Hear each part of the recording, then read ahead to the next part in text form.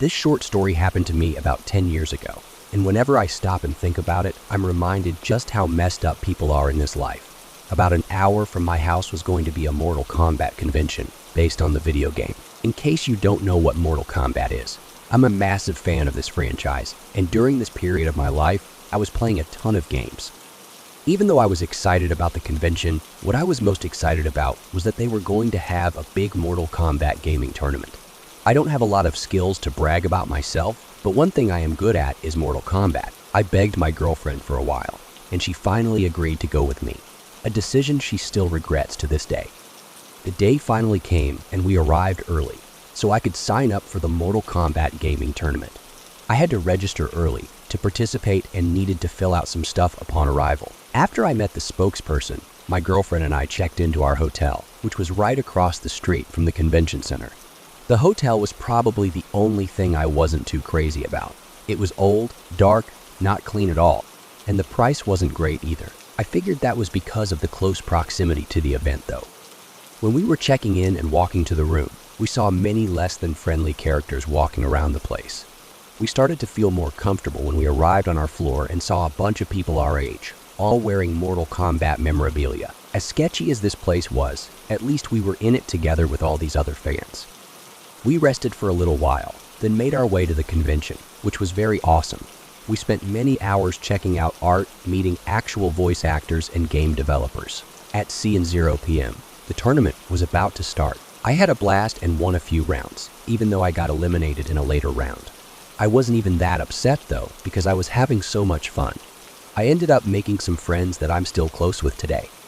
The one bad thing that happened at the convention though, was that while I was on stage going one-on-one with an opponent, my girlfriend was just sitting in the crowd, basically watching and being a good sport. She ended up getting approached by some guy cosplaying as the character Cabal.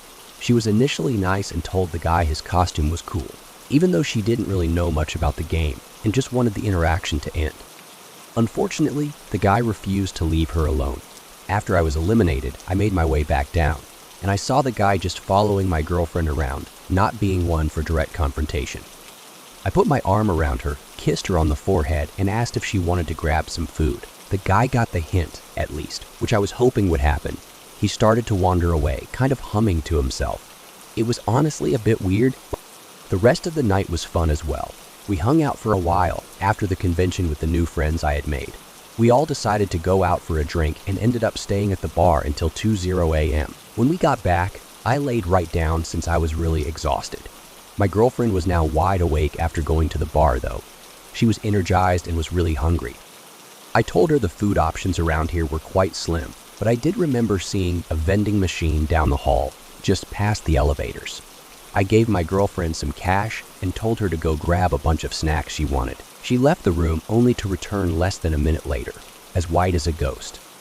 She said she was looking at the options on the machine when a very quiet voice whispered from behind it, "Hey, good to see you again." She was so frightened she turned around and ran back down the dark hallway to our room. I must be a horrible boyfriend because I didn't actually believe her. She's a naturally jumpy person and gets freaked out easily. So I thought perhaps she was just hearing things due to how much we'd both drunk that night. I told her I would walk down there and grab the snacks for her, give it a check, and see if anything was really wrong. I didn't have a shirt on since I had been getting ready for bed. My girlfriend had taken off her zip-up sweatshirt, so I slipped that on and walked down to the vending machine. I'm not going to lie. The dark atmosphere of that hallway was really off-putting. I put $1 into the machine, but before I could put in any more money, I heard an aggressive voice whisper from behind it, "Hey, don't leave this time." Before I could even react, a hand emerged from behind it and grabbed my arm. I jumped back, and they let... Standing in the shadows of that dark room was a guy wearing a long coat with the sleeves cut off. He had long, straight black hair. I exclaimed some sort of profanity while he stared at me. Eventually, he just said, "Sorry, I thought you were someone else. I'm waiting here for a friend." I was able to put the pieces together. He was waiting for my girlfriend. I just turned around and ran back to my room. I looked back one more time. He was just standing at the end of the hallway. The image of his horrifying demeanor was still burned into my brain. When I got back to the room, I called the police, who must have been right outside the building because they arrived in what seemed like seconds. They were so fast the guy didn't even have time to get away. They caught him and escorted him out of the hotel. Not in handcuffs though. They did slam him in the back of a squad car. It was a long couple of hours after that between answering questions, talking to staff, and overall just trying to calm down. We couldn't sleep at all and decided to check out early. While my girlfriend was gathering everything in the room, I made my way over to the vending machine to finally grab those snacks. Curiosity caused me to look behind the machine. Laying on the floor was a cabal-like mask, the same mask of that man from the convention the night prior.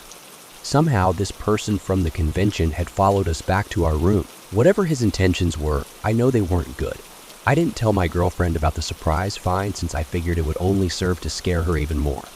I don't know what happened to that cabal impersonator. I just hope we never cross paths again. To start this off, I was 10 years old at the time. Back then, my parents used to own a whole apartment complex, and the leasing office was attached to our house in the complex. This is where I spent most of my childhood. My grandmother would run the office, and my grandfather would do all the physical labor, along with the other workers. I spent a lot of time in the complex, riding my bike around, walking my Jack Russell, and playing in the creeks behind the trees. You know, the stuff a normal kid would do. Nothing crazy, really. I always felt safe around there, and everyone knew me as the owner's grandchild. Certain parts of these memories get a little foggy as I get older, so I can't remember every incident, but I remember enough to know this man, and that something was not right about him. When my grandmother first leased the apartment to this man, I never even knew about it until I actually met him. The first time I did meet him, I was walking around the complex, doing nothing in particular but minding my own business. He approached me out of nowhere and began to make small talk. Me being friendly, I always spoke back. He mentioned how he just moved in. His apartment was super cool, and he didn't mind if me and my friends ever wanted to come over. I didn't think anything of it at the time and agreed. Things started to progress the more I'd see him around, and eventually I knew something wasn't right. The next time I met him, I was walking around the entrance of the apartment complex. Mercer County Community College was right behind the apartment complex, so I used to travel over there. You could cut through to the college by the entrance of the apartments. I was only ever there because the overhead bridge that looks down into the creek was there, and I used to enjoy peeking over and watching the fish swim around. Once I was done looking around, I turned only to find him there. He was in the walkthrough of the apartment in the college, peeing into the bushes. He turned towards me, exposed himself, and apologized for me seeing him like this. Of course, as a 10-year-old, your brain doesn't process things as easily. I told him it was okay and walked away. He called out to me and reminded me about his apartment, and that was the end of it. I went back home. Now, things started getting really creepy. The last two encounters I very clearly remember were the final straw to it all. I was walking my dog, Buddy. One day, the man saw me again and approached me. He asked me if he could pet the dog. I was hesitant but agreed because my dog is fairly friendly, and I'd never taught him to be mean. He crouched down to pet him, and his pants fell all the way down. That's when I realized this was not okay. He sat there petting my dog and groping himself visibly for me to see. I was appalled. I honestly didn't know what to do. Alarms were going off in my head as he did this. He asked me what I liked to do, and if I'd like to come over and play some fun games with him. I told him I'd do so one day and that I needed to leave right now. The final encounter I had, my best friend who was also 10, and my sister who was 3 at the time, were over at my house with me. We decided to take the dog for a walk again. He was fun to walk with, very hyper, and would drag you if you let him. We were walking in the backyard of some apartments, and lo and behold, the man appears almost as if he knew we would be there, like he had been watching us the whole time. He began to casually talk, complimenting my dog and asking us if we wanted to see his. My little sister agreed and walked a bit closer. He pulled out his phone. I was almost fooled for a second and thought maybe he did have a dog. He crouched down next to my sister and started showing photos of him in the nude with his dog. I realized he was getting closer and closer to her, too close to my baby sister for comfort. It made me very uncomfortable. He could have snatched her and ran if he really wanted to, and I always think back on that. I was in a state of shock as I realized he was inviting us over again. Again, my best friend realized this was creepy, and we exchanged looks. I knew I needed to get us out of there.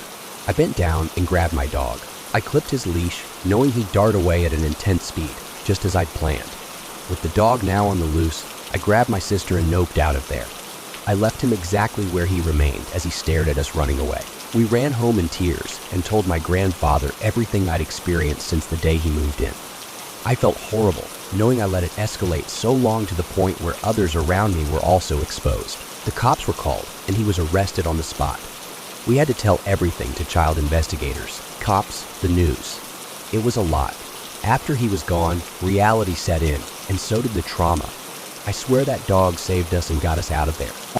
I miss him every day, because if I didn't have him with me in that moment, I wouldn't have known what to do. I just think more so about what would have happened if I fell for going to his apartment, or even worse, if he got his hands on a child that was 10 times as gullible as me. The most upsetting part is that he stayed in jail, only for the weekend until his family bonded him out.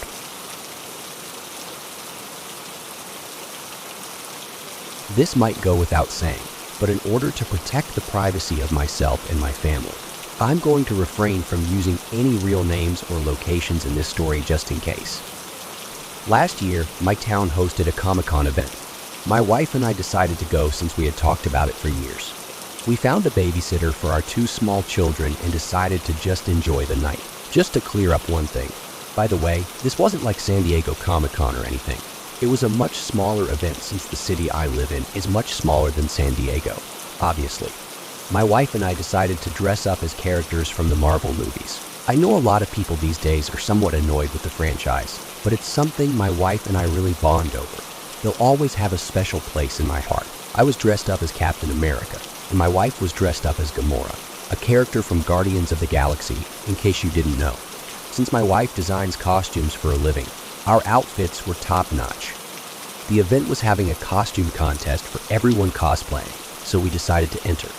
I thought one of us was going to win for sure.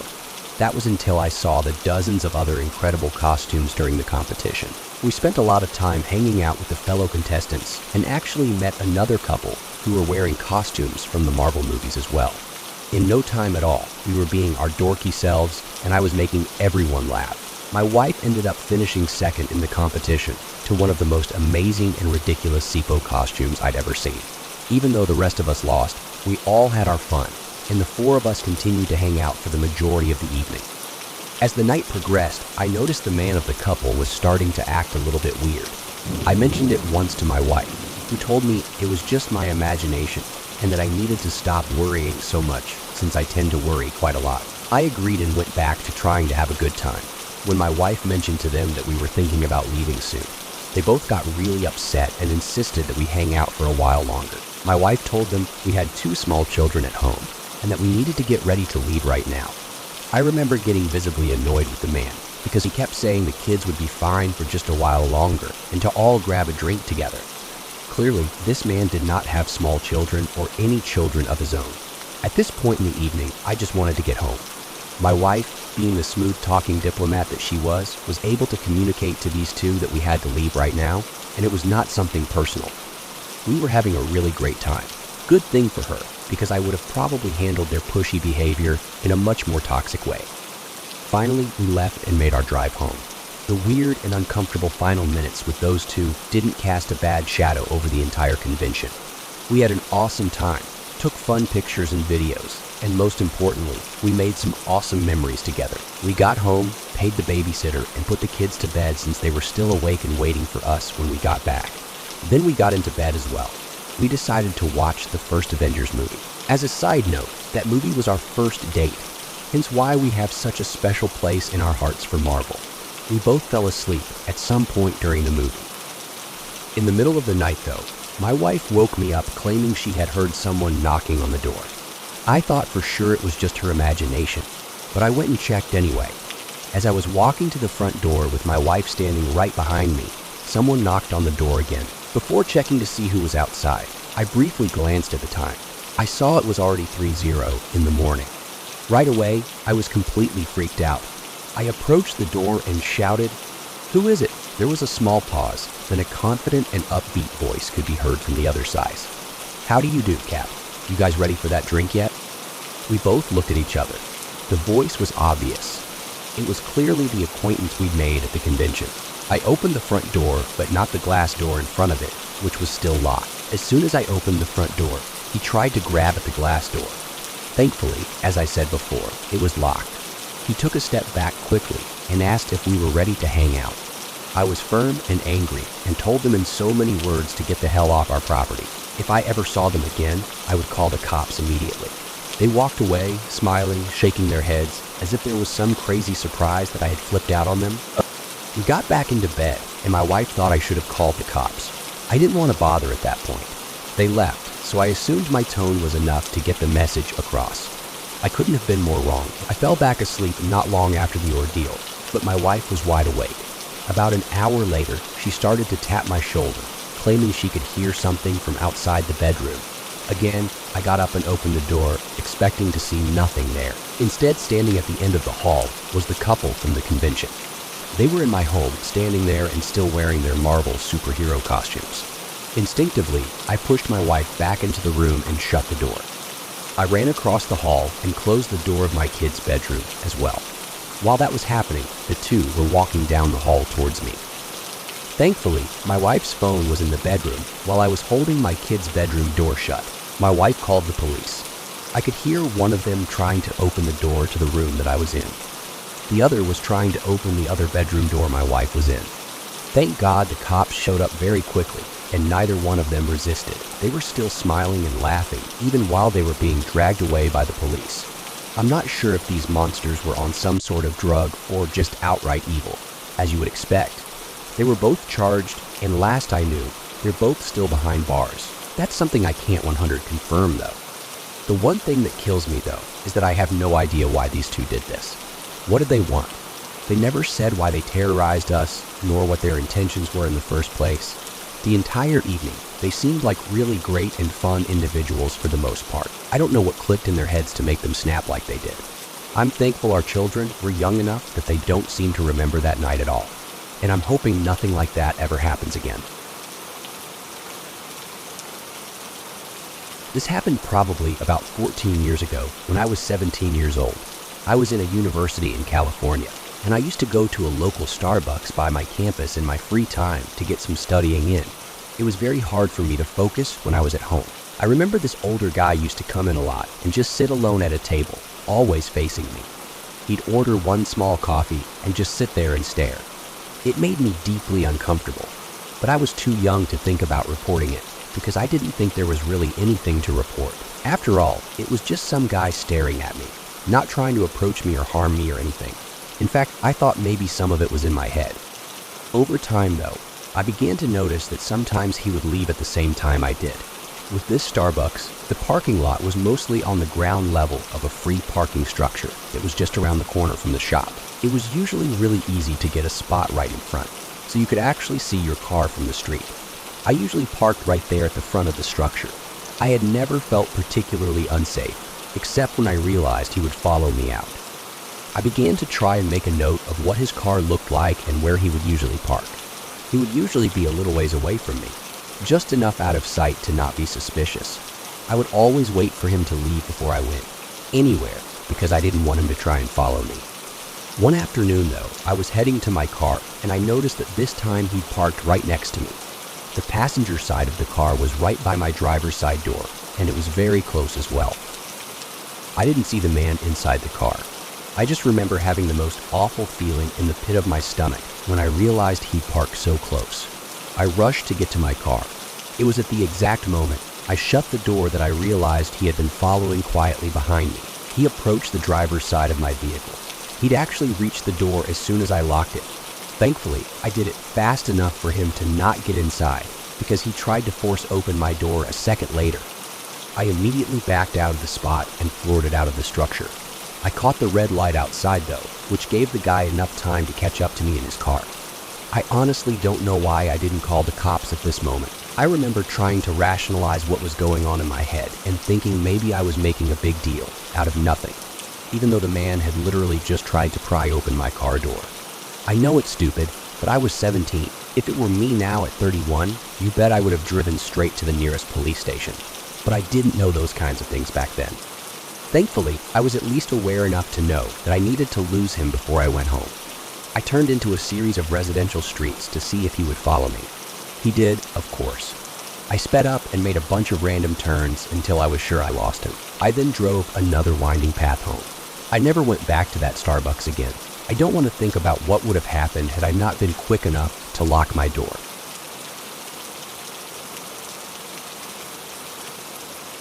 This story happened years ago when my friends and I were really into Pokemon.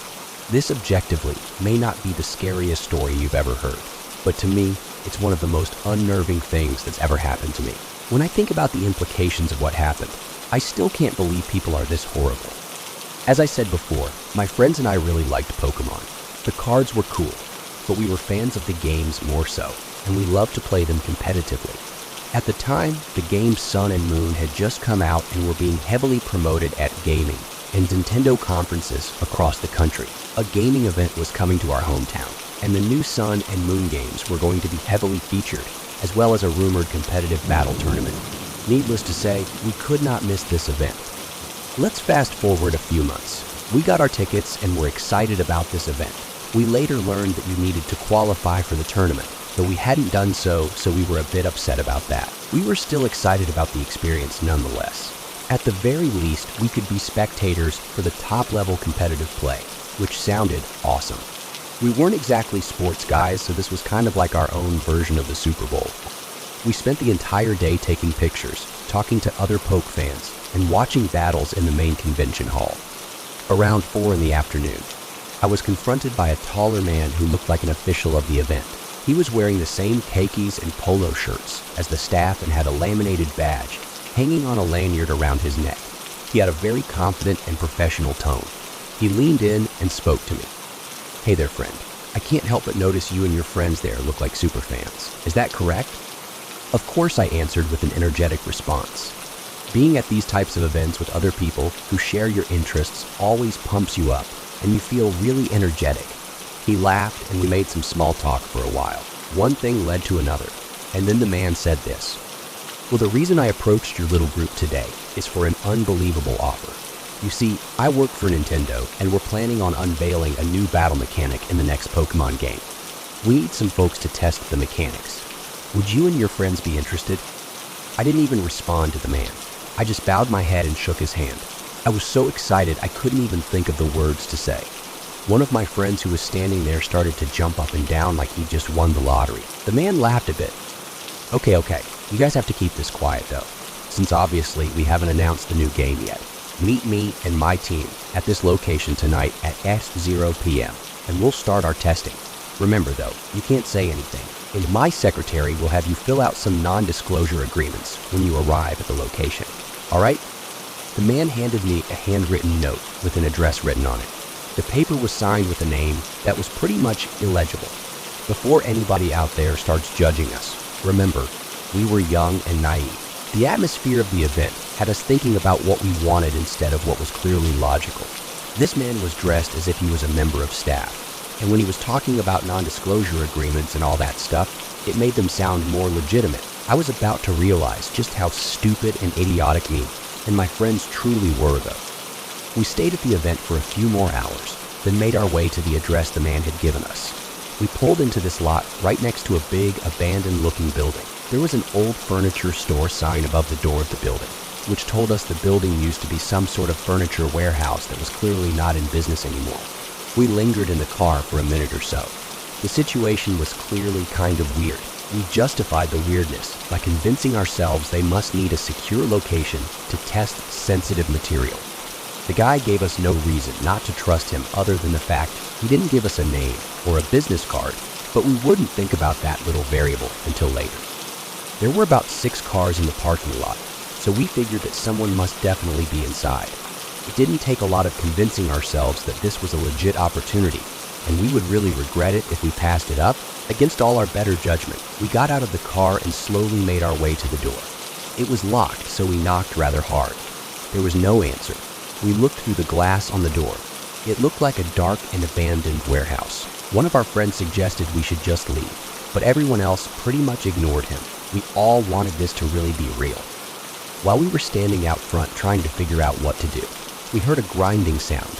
We looked at the side of the building, only to see an overhead door opening, the type meant for trailers to unload. A very skinny and frazzled-looking woman came out and told us to come on over so we could get started. We all felt a little bit of hesitation towards this woman. Her appearance looked nothing like someone who had been in a professional setting. Her hair was greasy, her clothes were messed up. They even seemed to be tattered and covered in holes.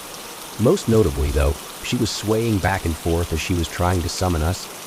I just happened to look through the window on the door one last time before we started walking over, and I saw two people crouched next to the overhead door. I hadn't seen them when we'd originally looked into the window, but after the door was open, the street light was shining in and it was clear to see. At that point, I didn't say anything. I just suddenly alerted my friends that we needed to leave. One of my friends said to the woman that we'd forgotten something in the car and we'd be back in just one moment. We all started to move back toward the parking lot. The woman tried to say something, but it was completely incoherent. When we were just about to get in the car, we heard multiple footsteps behind us. As we entered the vehicle, we saw two people with the woman. All three of them were directly coming towards our car. We started it up and peeled out of there. We drove for hours. Thankfully, it didn't seem like they followed us, but we weren't exactly sure. That's why we drove nearly all night, just in case they did. So we did call the police and report this entire event, but the warehouse was completely empty by the time they arrived. At that point, they couldn't really do anything since these people didn't physically harm us. I guess I have no idea what these people wanted from us. It used to keep me up at night thinking about it. Be careful meeting people out there, and don't be afraid to ask serious questions, because sometimes things really can be too good to be true.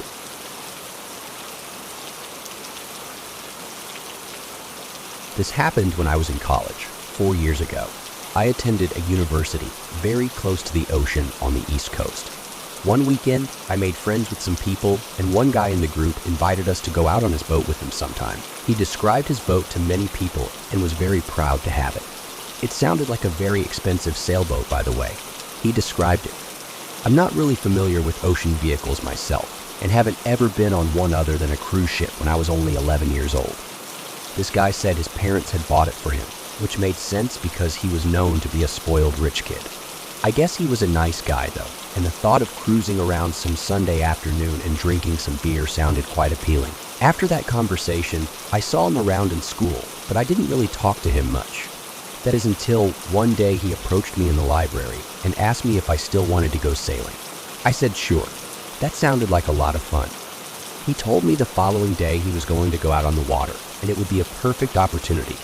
After a lengthy conversation about how sailing works and him assuring me that it was safe and that he knew what he was doing, I told him I would meet him at the docks the next morning. That night, my roommate asked me what I was doing for the weekend.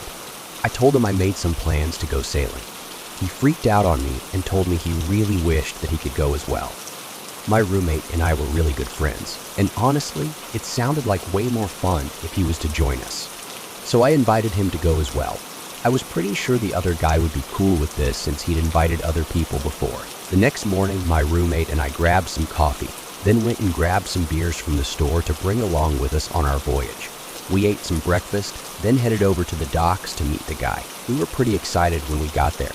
We followed the directions he'd given me and found his boat pretty much right away. It was a huge orange and white sailboat. We stood on the dock next to it, admiring it when the guy popped his head up from somewhere inside. He immediately showed a look of concern on his face.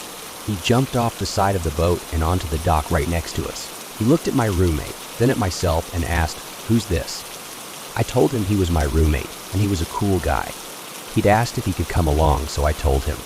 I didn't think the guy would mind. The guy looked very annoyed, and it was awkward for about a minute or so. The guy kept looking back and forth between us and the boat. He took his hat off and rubbed his head like he was really stressed out. Eventually, he sighed and said it was fine. A few hours later, we were on the boat, drinking and having fun. The water was pretty smooth, sailing, and the sun was shining brightly in the sky. The guy who invited us had acted off the whole time, though. I figured it was because he was annoyed. I'd brought my roommate. After drinking 3 or 4 beers, I felt the courage to ask the guy what was wrong. If he was still pissed off, I brought my friend with me. He responded with something along the lines of, "It just kind of ruined my plans, you know." My roommate chimed in and asked what his plans were. I could tell my roommate thought it was funny. It sounded like the guy really wanted to be alone with me. The guy just looked at him deadpan and said, "Well, because you're here now, I can't kill him." This took me off guard completely.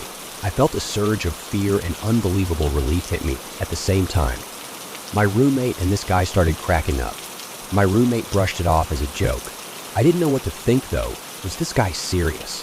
He certainly looked dead serious to me. Had I just narrowly avoided being killed, or was his sense of humor just that weird? I believed I got my answer when I went down below deck and I later to grab another beer from the fridge. Right next to the fridge was this brown swinging door that led to a private bedroom. I was feeling the beer pretty good at this point. Without thinking, I pushed the door open to have a look. Lying at the foot of the bed was this big cinder block tied around some yellow rope. There was some tape and what looked like a recorder of some sort as well. After seeing that, I felt sick to my stomach. I wanted off this boat as soon as possible. I wanted to go back up and confront the guy. I decided against it though, because I had no idea what this guy was capable of. It seemed like hours and hours more of being with this psycho. We finally made it back to the dock. We said our goodbyes, and on the way back, I told my roommate about what I'd seen down there. He couldn't believe it. I'm pretty damn sure my roommate saved my life that day. I'm not even kidding you. I never saw that guy that invited us on campus ever again after what he planned for that night. I don't really want to know.